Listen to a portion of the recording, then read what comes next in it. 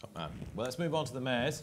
Apples Jade looks like she's going to run here. There's a lot of debate about whether she should run here or not. She's got, you know, she could run in the Champion if she wanted. She could run in the Stairs and she'd have a chance in both. But she's running here and she's got to have a great chance. But, Richie, you might spoil the party here. Well, we have possibly 3 chances with Let's Dance, Plenty to Do, and Vroom Vroom Mag. I don't want to run 3 in the race. It's a waste of bullets given the rest of the festival. We will likely run 2. Vroom Vroom Mag, this is certainly her target. She's working very well. Last year, she gave Apples Jade 10 lengths at the start. She burst coming up the hill and still only lost by half a length. Now, is she back to that form? I don't know. She's been off for a year. We'll have to see what happens, but she'll run a good race and she'll run her race. She always seems to. Let's Dance, I don't fancy running here. I'd prefer to run her in the Stairs.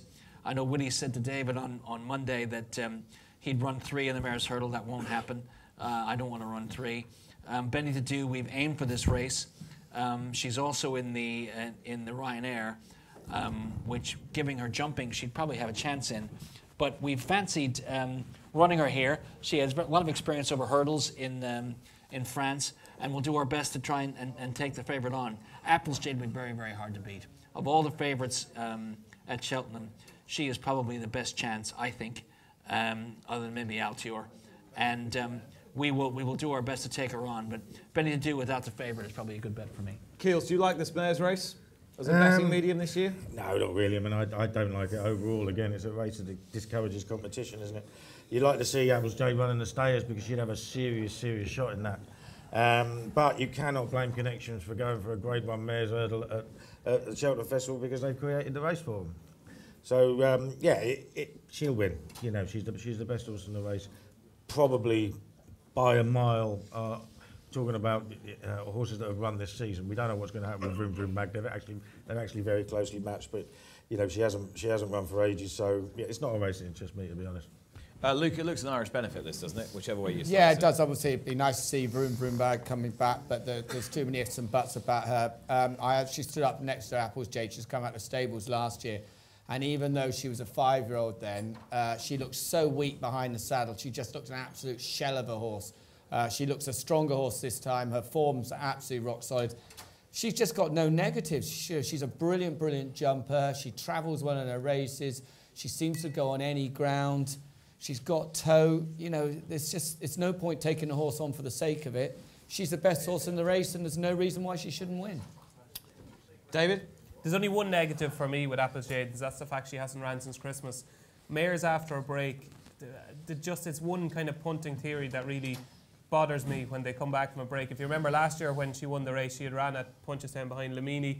She is the best filly in the race, and you know, she's going to take the world of beating. The worst thing that can happen here, sorry Rich, but the worst thing that can happen here is if Benny to Do won this race, because I am petrified that she'll follow the same route as Vroom Vroom Mag, and that would be depriving us of one of the best jumpers I think we've seen in a long time. She, like that jumping performance at Naas, I know she had to be shoved out to win at the end to beat Asturia, but the way she jumps is just, it's phenomenal really. Like she lands running, she makes the perfect shape over a fence. I think if you were to try and I suppose show a shape of how a horse should jump a fence, Benny to Do does it.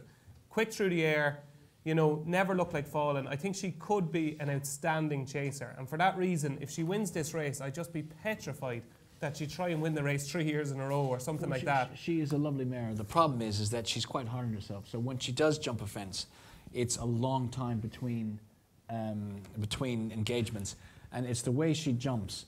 She does something in the way she jumps that puts too much pressure on her back end, and so when she jumps, she tends to need, you know, 6, 7, 8 weeks off.